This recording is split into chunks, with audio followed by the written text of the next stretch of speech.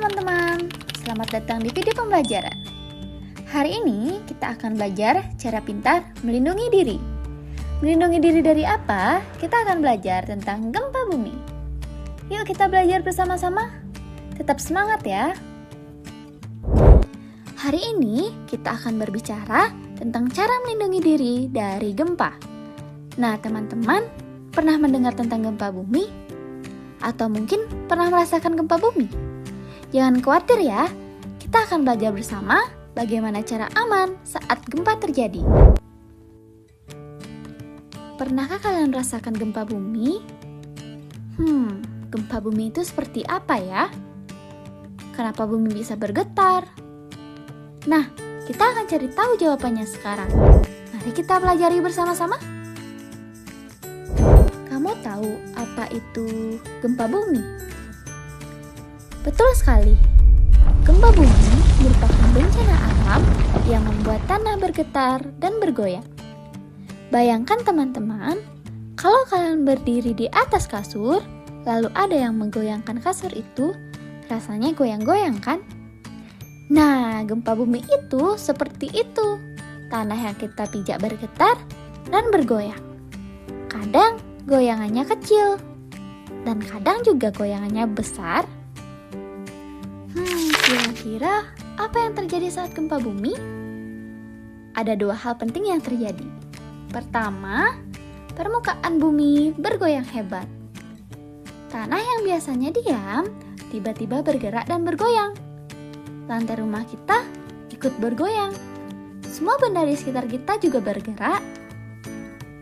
Kedua, pergerakan lapisan bumi yang terdapat getaran mekanis. Di dalam bumi, ada lapisan-lapisan batuan besar. Ketika lapisan ini bergeser atau bergerak, terjadilah gempa bumi. Apa yang menjadi penyebab gempa bumi ya? Teman-teman, tahu nggak sih apa penyebab utama gempa bumi? Gempa bumi terjadi karena pergerakan lempeng tektonik yang membentuk kerak bumi. Lempeng-lempeng ini terus bergerak dan kadang saling bertabrakan, bergeser, atau menekan satu sama lain. Ketika tekanan di dalam bumi sudah terlalu besar, energi dilepaskan secara tiba-tiba, dan itulah yang kita rasakan sebagai getaran gempa bumi. Selain itu, aktivitas gunung berapi atau runtuhan di dalam bumi juga bisa menyebabkan gempa kecil. Gempa bumi bisa terjadi di mana ya? Tahukah kalian bahwa gempa bumi bisa terjadi di mana saja dan kapan saja loh? Gempa kecil atau gempa minor bisa muncul di berbagai tempat, seperti daerah perkotaan, pedesaan, pegunungan, pesisir pantai, dan lainnya. Namun, ada wilayah tertentu di dunia yang lebih sering mengalami gempa besar loh. Wilayah ini dikenal dengan sebutan cincin api Pasifik, yaitu daerah yang mengalami samudra Pasifik, tempat banyak gunung berapi dan lempeng bumi yang saling bertemu. Lalu, daerah cincin api di mana saja? Ayo kita lihat bersama.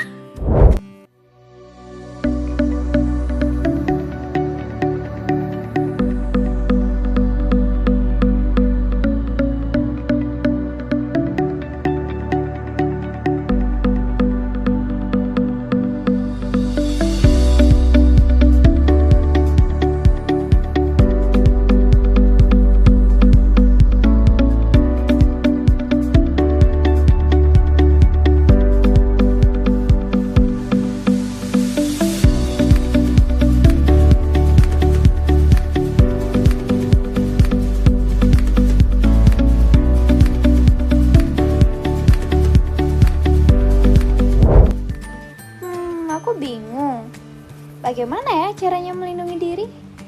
Baiklah, ayo kita belajar cara melindungi diri dari gempa bumi. Ayo kita belajar bersama-sama cara melindungi diri dari gempa. Tidak hanya untuk diri sendiri, tapi juga orang di sekitar kita. Pertama, jika terjadi gempa, selamatkan diri dan teman-teman yang membutuhkan pertolongan ya. Kemudian, segeralah lari dan meninggalkan gedung untuk menyelamatkan diri dan menuju titik kumpul. Setelah itu, cari area terbuka dan aman, berkumpul di satu tempat titik yang sama dan ke tempat yang paling aman, seperti lapangan.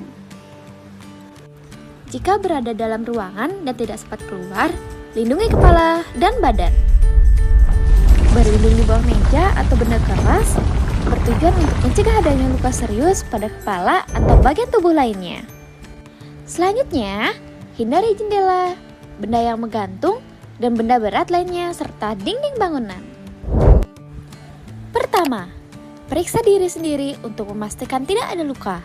Langkah pertama dan paling penting adalah memastikan keselamatan diri sendiri. Rasakan seluruh tubuh, apakah ada luka, nyeri, atau bagian yang sulit digerakkan. Bila kamu terluka ringan, segera lakukan pertolongan pertama. Bersihkan luka. Jangan lupa perhatikan juga orang-orang di sekitarmu. Tanyakan apakah mereka baik-baik saja. Jika ada yang mengalami luka serius, bantu sebisamu tanpa memindahkan tubuh mereka sembarangan, kecuali jika ada bahaya lain di sekitar. Ingat, keselamatan diri adalah langkah pertama untuk bisa menolong orang lain. Kedua, hati-hati dengan pecahan kaca. Setelah gempa, banyak benda di sekitar kita yang mungkin pecah dan berserakan. Kaca lemari, kaca jendela, bahkan lampu bisa menjadi sumber bahaya baru. Karena itu, perhatikan langkahmu saat berjalan. Jangan sampai tanpa sadar menginjak pecahan kaca atau logam tajam. Bila memungkinkan, gunakan alas kaki seperti sandal atau sepatu. Hindari menyentuh pecahan kaca dengan tangan kosong, karena luka kecil sekalipun bisa berbahaya jika tidak segera ditangani. Keselamatan bukan hanya soal menghindari reruntuhan besar, tapi juga memperhatikan hal-hal kecil di sekitar kita. Ketiga, tetap berada pada tempat yang jauh dari reruntuhan. Meskipun gempa telah berhenti, bukan berarti bangunan di sekitar kita sudah aman. Kadang dinding, atap, atau tiang masih rapuh dan bisa roboh kapan saja akibat gempa susulan. Karena itu, hindarilah berdiri atau berlindung di dekat bangunan yang rusak. Carilah tempat terbuka yang luas dan aman, jauh dari tiang listrik, pepohonan, dan gedung tinggi. Tetap tenang, duduk atau jongkok di tempat terbuka, dan tunggu informasi resmi dari petugas. Jangan kembali ke dalam rumah sampai dipastikan aman. Terakhir, hindari pergi ke pantai. Bagi yang tinggal di daerah pesisir, langkah ini sangat penting loh. Setelah gempa besar, apalagi yang pusatnya berada di dasar laut, ada potensi tsunami yang bisa datang kapan saja. Karena itu, jangan pernah pergi ke pantai untuk melihat keadaan ya. Pergilah ke tempat yang lebih tinggi, seperti bukit atau daerah perbukitan. Dan tetap di sana ya sampai pihak berwenang menyatakan kondisi aman. Gelombang tsunami bisa datang beberapa menit setelah gempa loh. Baik itu cepat, besar, dan berbahaya. Dengan menjauh dari pantai, kita telah melindungi diri dari ancaman yang lebih besar. Selanjutnya, pertolongan yang dapat diberikan kepada korban gempa bumi yang mengalami luka ringan hingga parah.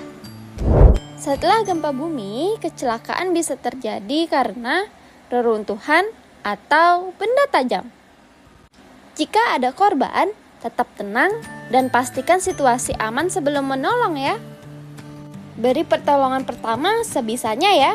Jangan pindahkan korban sembarangan dan segera hubungi petugas medis.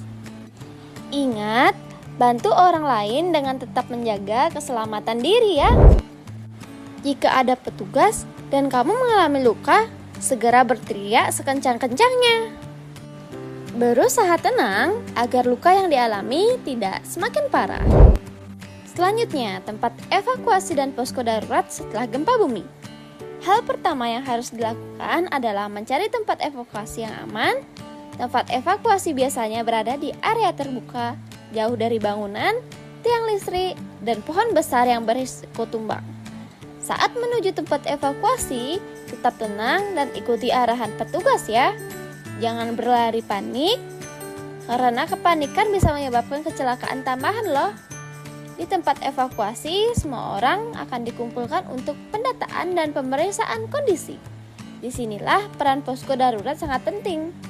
Posko darurat adalah pusat koordinasi sementara yang menyediakan bantuan medis, makanan, air bersih, informasi, dan tempat istirahat bagi korban bencana.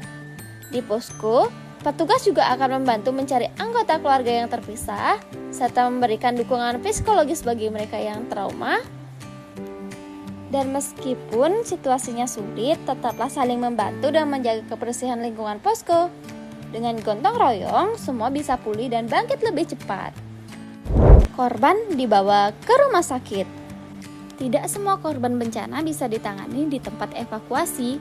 Beberapa di antaranya memerlukan perawatan medis lebih lanjut karena luka yang cukup parah atau kondisi kesehatan yang menurun. Dalam situasi seperti ini, petugas medis dan relawan segera membawa korban ke rumah sakit terdekat menggunakan ambulans atau kendaraan darurat lainnya. Di rumah sakit, korban akan mendapatkan penanganan yang lebih lengkap seperti pemeriksaan dokter, perawatan luka berat, transfusi darah, atau operasi jika diperlukan. Selain itu, rumah sakit juga menjadi pusat rujukan bagi korban yang mengalami trauma psikologis akibat bencana. Para tenaga kesehatan bekerja tanpa henti siang dan malam untuk menyelamatkan setiap nyawa. Karena itu, kita juga perlu menghargai dan membantu mereka dengan memberikan informasi yang jelas, tidak berkerumun, dan mengikuti arahan petugas. Dengan penanganan yang cepat dan terkoordinasi, banyak korban bisa terselamatkan dan segera mendapatkan perawatan yang lebih layak.